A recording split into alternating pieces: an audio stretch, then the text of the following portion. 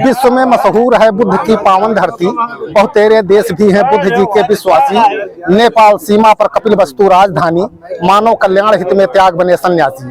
देश और विदेश में प्रचार किए बौद्ध धर्म, आते सब कपिलवस्तु दर्शन के अभिलाषी। कहते कवि नंदलाल हमें गर्व है इसका कि हम भी हैं बुद्ध जी के पावन भूमि के वासी।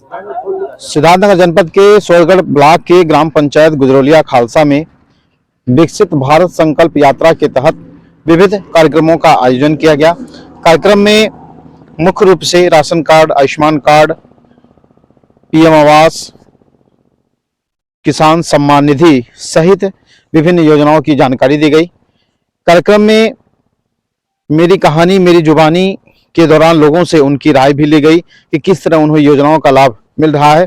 कार्यक्रम में आए मुख्य व विशिष्ट अतिथियों को माल्यार्पण कर ग्राम प्रधान सुनील सिंह ने उनका स्वागत वंदन अभिनंदन किया। इस दौरान मुख्य अतिथि के रूप में मौजूद रहे डॉक्टर पवन मिश्रा के साथ प्रशासनिक अधिकारियों को भी माल्यार्पण कर उनका स्वागत किया गया।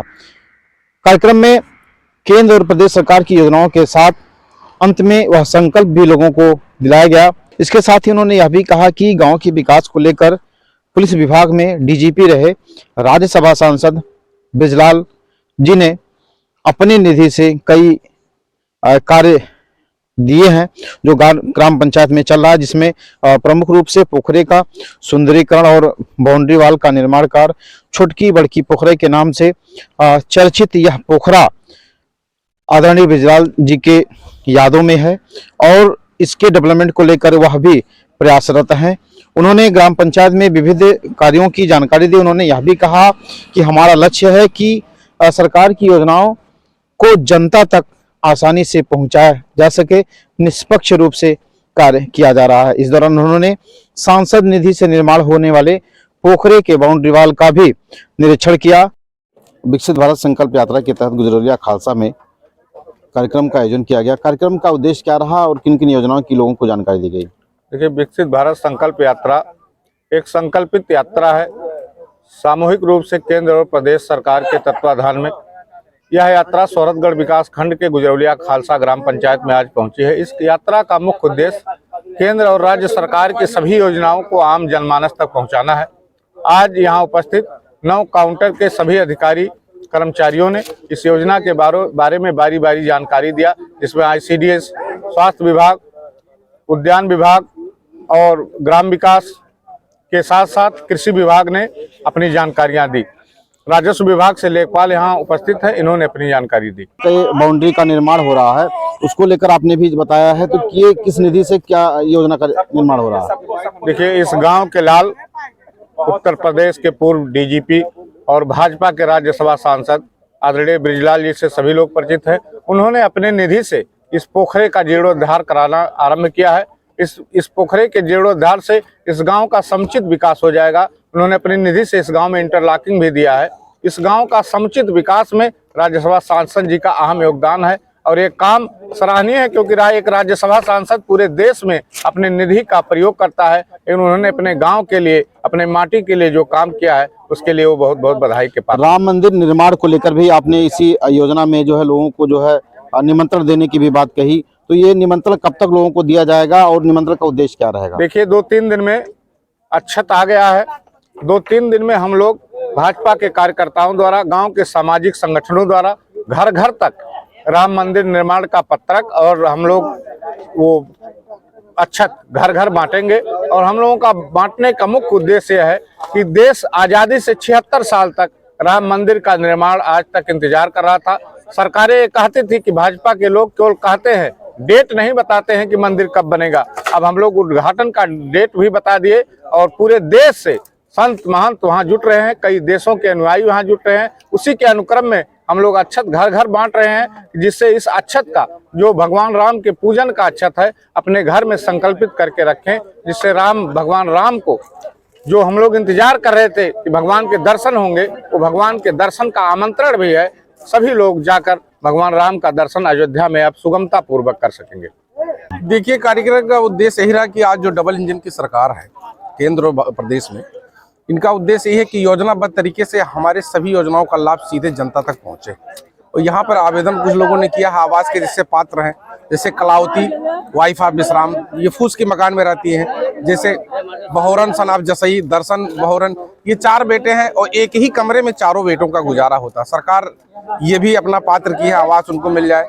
और जाहिर सी बात है कि ये पात्र हैं, ये पात्रता की श्रेणी में आते हैं, इनको आवास मिलना अति आवश्यक है। पिछले पूर्व में आवास इनको नहीं मिल पाया कुछ कारणवश, लेकिन ये सरकार से मेरी भी गुजारिश है, हमारे सचिव महोदय भी हैं, मैं उनसे निवेदन भी किया हूँ कि इन लोगों को आवास मिल जाए। जानकार बताते हैं कि विगत कई वर्षों से आवास करीबन 1 साल से ज्यादा का समय हो गया लोगों का आवेदन हुआ, लेकिन उन्हें आवास अभी तक किसी भी ग्राम पंचायत में 1 साल से नहीं आ रहा। इसको लेकर आप किस नजरिए से देखते हैं? इसको लेकर सरकार को मैं यही जताना चाहता हूं कि चूंकि आवास आया नहीं, जो 2021 में आवास भरी गई थी उन्हीं का आया था, जो 2023 तक हम लोगों ने पूर्ण कर लिया।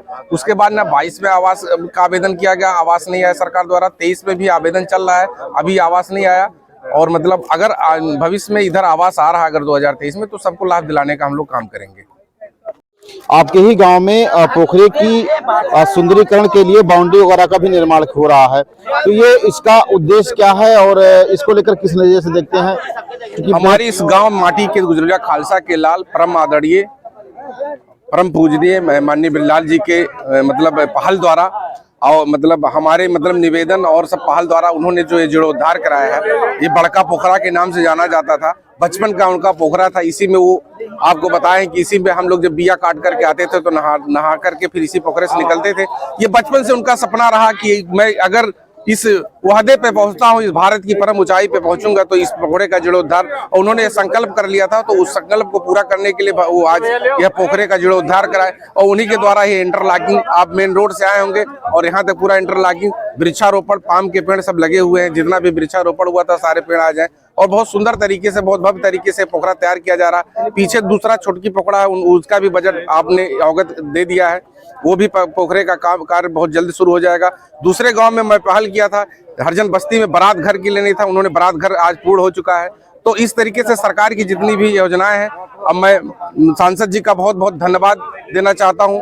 और मतलब इस तरीके से मतलब पहल पे उन्होंने सारे काम को सुना हमारे, और हम अपना पूरा बजट गुजौलिया खालसा गुजौलिया ग्रांट के लिए उन्होंने न्यौछावर कर दिया। बहुत बहुत धन्यवाद जी। तो किसानों की समस्या को आप किस नजरिए से देखते हैं, पीएम किसान आदि योजनाओं को लेकर के? देखिए, पीएम किसान योजना जो है सभी को मिल रहा है, और जो भी परेशानियां थी यहाँ पे उच्च अधिकारी हमारे बैठे हुए थे, उनकी परेशानी सुन लिया गया है। जल्दी उनके जो है इंश्योरेंस किया जाएगा। बाकी इस कार्यक्रम में एक नाम उठा आदरणीय बिरलाल जी का। वो किसी परिचय के मोहताज नहीं, पुलिस विभाग में सबसे ऊंचे पदों पर रहे। आप उनके छोटे भाई हैं। उनके द्वारा जो है पोखरे पर निर्माण कार्य हो रहा है, क्या मैसेज देना चाहते हैं इस कार्यक्रम के माध्यम से? सिर्फ पोखरे पर निर्माण ही नहीं, यह सड़क भी उन्हीं की देन है। पोखरे का निर्माण हो ही रहा है। एक दूसरा छोटा पोखरा है, उसके लिए भी उन्होंने बजट दे दिया है। जब वो उनका यहाँ आगमन हुआ था इसी सितंबर में, उस समय यहाँ जिले के समस्त अधिकारी मौजूद रहे। जिस समय यहाँ एक राजकीय अस्पताल की भी नींव पड़ चुका है। आप कवि भी हैं, तो एक कविता के माध्यम से हम सुनना चाहते हैं आपकी रचना। विश्व में मशहूर है बुद्ध की पावन धरती, बहुतेरे देश भी हैं बुद्ध जी के विश्वासी। नेपाल सीमा पर कपिलवस्तु राजधानी, मानव कल्याण हित में त्याग बने सन्यासी। देश और विदेश में प्रचार किए बौद्ध धर्म, आते सब कपिलवस्तु दर्शन के अभिलाषी। कहते कवि नंदलाल हमें गर्व है इसका कि हम भी हैं बुद्ध जी के पावन भूमि के वासी।